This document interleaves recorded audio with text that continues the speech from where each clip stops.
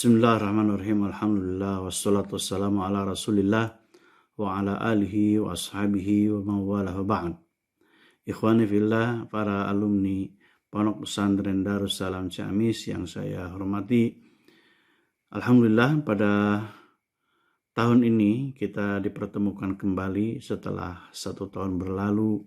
Kita mengadakan kajian Ramadan dan kita dipertemukan pada tahun ini oleh Allah Subhanahu wa Ta'ala, dan ini sesuai dengan doa yang selalu kita panjatkan, Allahumma barik lana fi Rajab wa Sya'ban wa balighna Ramadan. Alhamdulillah kita sampai kepada awal bulan Ramadan ini. Mudah-mudahan kita diberikan kekuatan oleh Allah Subhanahu wa Ta'ala untuk melaksanakan ibadah Ramadan sampai selesai nanti. Ikhwani fillah, para alumni Pondok Pesantren Darussalam Ciamis, kalau kita menyimak ayat perintah tentang saum, A'udzubillahi minasyaitonirrajim, Bismillahirrahmanirrahim. Ya ayyuhalladzina amanu kutiba alaikumus shiyam kama kutiba alal ladzina min qablikum la'allakum tattaqun. Ini memang khitab, seruan kepada orang-orang iman. Artinya kepada orang-orang beriman.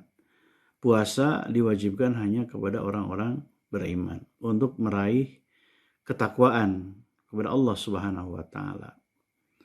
Namun ketika ayat ini diturunkan, kemudian Rasulullah SAW pada tahun kedua Hijriah melalui memulai ibadah puasa, beliau menyerukan ayyuhan nas qad adhallakum syahrun azim, syahrun mubarak, dan seterusnya.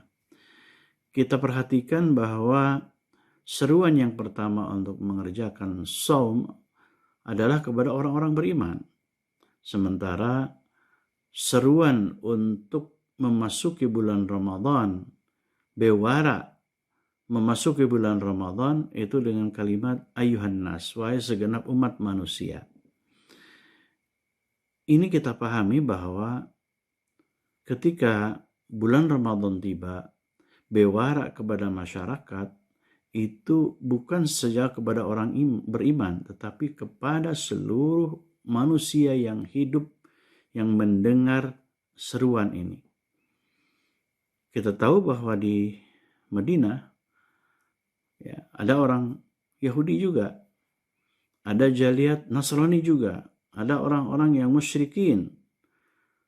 Komplitlah ketika di Madinah. Ini menunjukkan bahwa ibadah puasa harus diumumkan, Ramadan harus diumumkan. Supaya apa? Supaya orang-orang yang tidak berpuasa juga tahu.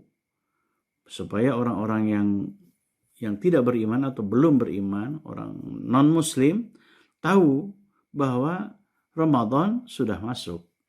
Ini menunjukkan bahwa orang-orang Islam, orang-orang non-muslim harus menghormati orang-orang yang berpuasa.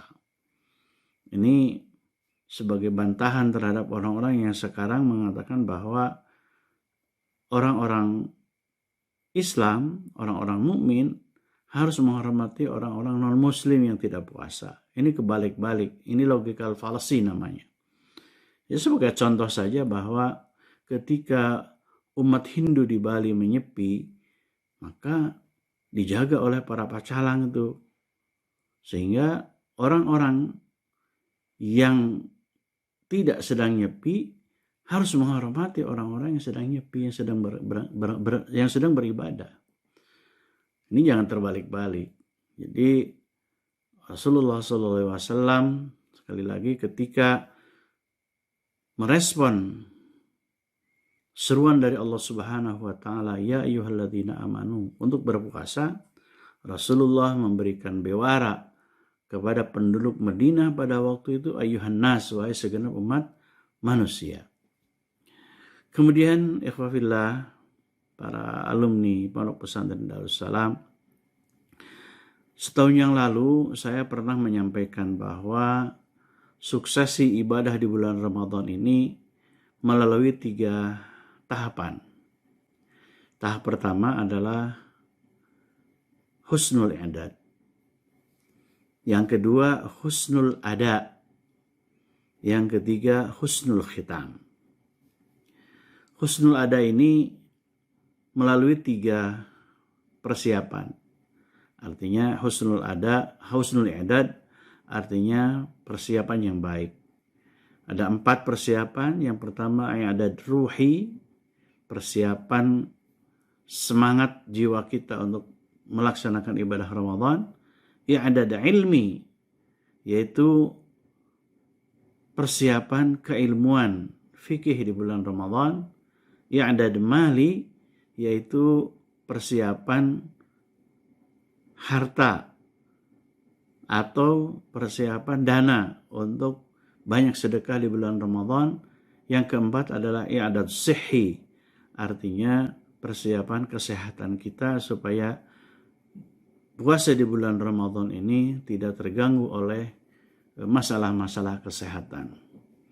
Kemudian yang kedua, husnul ada, artinya dilaksanakan dengan sebaik-baiknya. Kalau memakai pendekatan Imam Ghazali, beliau mengatakan bahwa berpuasa itu ada 3 macam, shaumul umum, shaumul khusus, shaumul khususil khusus. Ya sudah barang tentu dalam husnul ada, shaumul khususil khusus ini berpuasa bukan hanya perut, ya bukan hanya mulut, ya, tetapi semua anggota badan kita ikut berpuasa.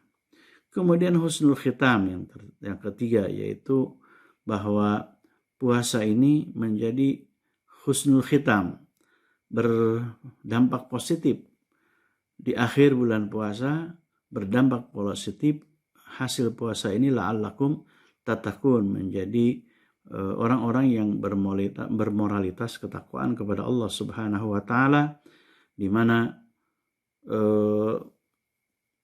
orang-orang yang bertakwa akan mendapatkan hasanah fid dunya dan hasanah fil akhirah. Aqulu qauli hadza wa astaghfirullah li wa lakum. Assalamualaikum warahmatullahi wabarakatuh.